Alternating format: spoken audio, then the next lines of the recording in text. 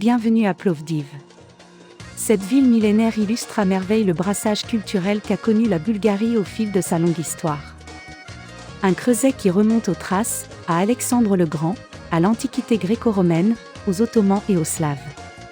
C'est cette mixité, comprise dans notre ADN, qui fait la richesse du peuple bulgare, une richesse qui transpire aussi bien de notre culture, de notre gastronomie que de notre ouverture d'esprit. Plovdiv est la deuxième plus grande ville de Bulgarie. Dans cette vidéo, je vais vous montrer le vieux Plovdiv et que vous écoutez de la musique folklorique bulgare, et je vais également vous montrer les danses qui sont jouées partout par les Bulgares sur cette musique.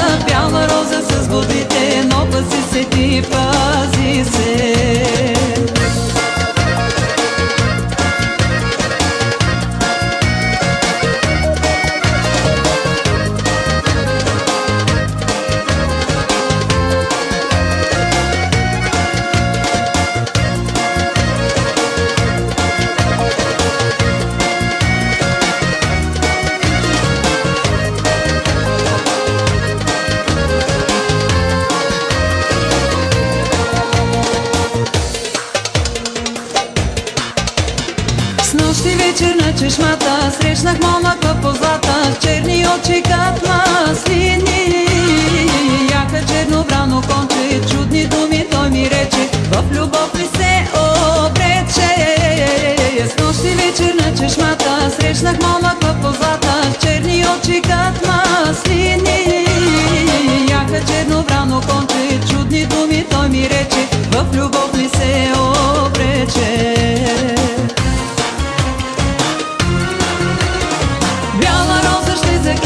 Бяла роза с бузите, но пази се ти, пази се. Бяла роза ще закича, бяла роза с бузите, но пази се ти, пази се.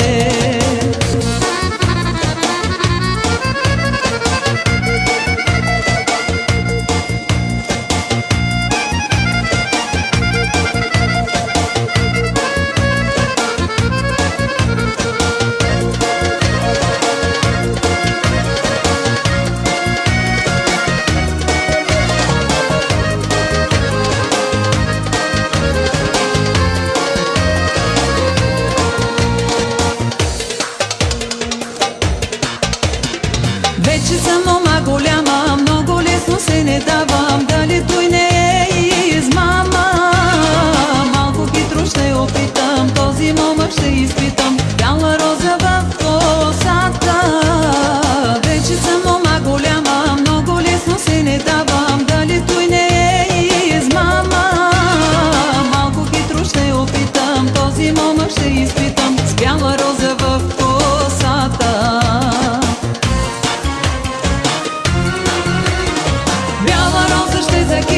Бяла роза с бузите, но пази се ти, пази се. Бяла роза ще закича, бяла роза с бузите. Visiter Plovdiv, c'est à la fois un voyage dans le temps et dans la modernité. Son joyau ? La vieille ville avec ses rues pavées, datant de l'ère romaine, et ses maisons bourgeoises de la Renaissance. Du sommet d'une ébène épée, la plus haute des 7 collines, se juxtaposent les villes modernes et antiques. Les minarets côtoient les églises orthodoxes, les ruines, les édifices modernes. Vous écoutez certaines des chansons les plus appréciées des Bulgares, sur lesquelles ils dansent dans la rue, dans les restaurants et ailleurs. J'espère que vous ressentez l'esprit bulgare à la fois dans la musique et dans les belles maisons que vous voyez.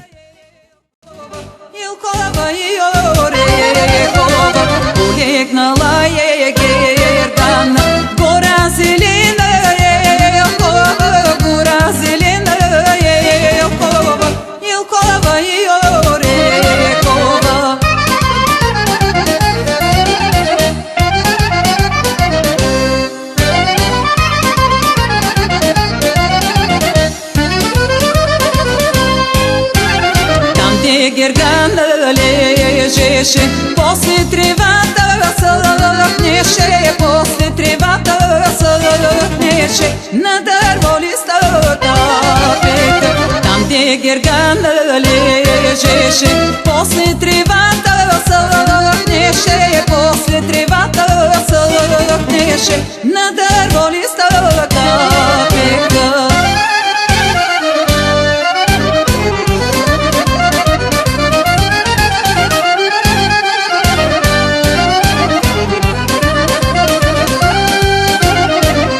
Гергана плачеше, цялата гора ехтеше, цялата гора ехтеше, всички овчари сбираше. Кога Гергана плачеше, цялата гора ехтеше, цялата гора ехтеше, всички овчари сбираше.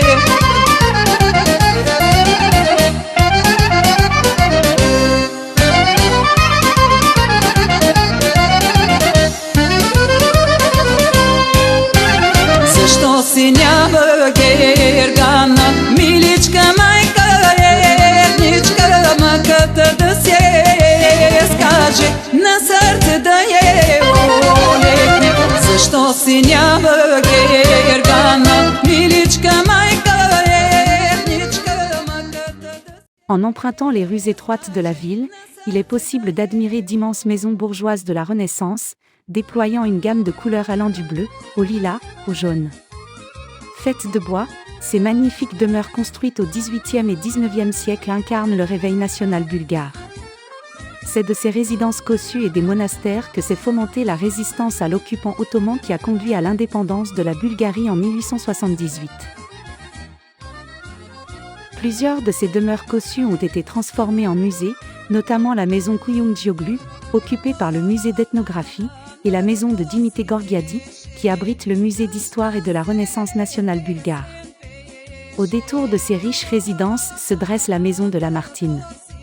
Le poète a fait escale à Plovdiv en 1833 lors de l'écriture de son voyage en Orient. Un petit musée lui est consacré.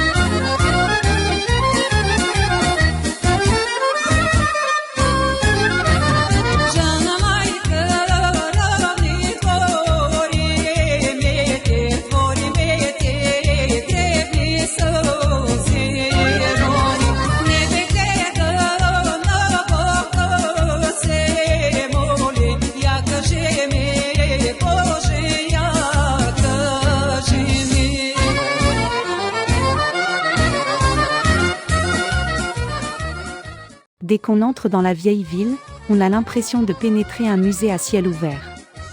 Blotti dans son écrin de pierre, l'œuvre maîtresse demeure le théâtre romain. Construit au IIe siècle, c'est un des édifices les mieux préservés. Encore aujourd'hui, le théâtre qui peut accueillir 3000 spectateurs possède une acoustique remarquable qui n'a rien à envier au théâtre Épidore en Grèce.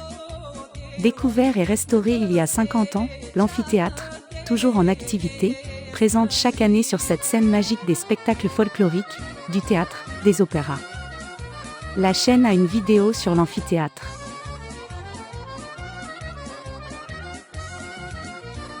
En poussant plus loin la promenade, on peut apprécier ce qui reste du stade romain, coincé entre la ville antique et les boutiques tendances de la cité moderne. Pas moins de 30 000 personnes pouvaient assister à l'époque aux combats de gladiateurs et aux courses de chevaux. On a découvert à ce jour seulement quelques gradins au pied de la mosquée Djoumaya, le plus vieux et le plus imposant édifice ottoman des Balkans. Signe d'une cohabitation religieuse harmonieuse, les non-musulmans peuvent visiter la mosquée et les femmes n'ont pas besoin de se couvrir. Au pied de l'imposant édifice de la Poste se profilent les ruines du Forum romain. S'étendant sur 11 hectares, c'était le cœur commercial de l'antique cité. Les fouilles financées en partie par l'Union européenne et le développement de la ville ont permis la découverte de ces ouvrages ingénieux de l'Antiquité. Ce n'est pas un hasard si Plovdiv a été choisie la capitale culturelle d'Europe en 2019. Elle est l'une des 6 plus vieilles villes au monde antérieures à Rome et à Athènes. En fait, il faut remonter à 6000 ans avant Jésus-Christ, alors que la tribu des Thraces s'est installée dans les 7 collines qui forment la ville. Les fouilles des dernières années ont mis au grand jour ces gemmes de l'Antiquité. La Bulgarie, et Plovdiv en particulier, est en pleine croissance. Le pays est devenu un important pôle de développement des Balkans depuis son adhésion à l'Union européenne, en 2007. Pour cette raison et bien d'autres, la Bulgarie est de plus en plus courue par les Européens. Un hôtel confortable pour coûter de 30 à 40 € la nuit. La gastronomie bulgare, métissée de saveurs méditerranéennes, turques et slaves, en met plein les papilles. Certains vins bulgares s'avèrent surprenants. Un copieux repas peut vous coûter de 15 à 30 €, vin compris. La Bulgarie a beaucoup à offrir.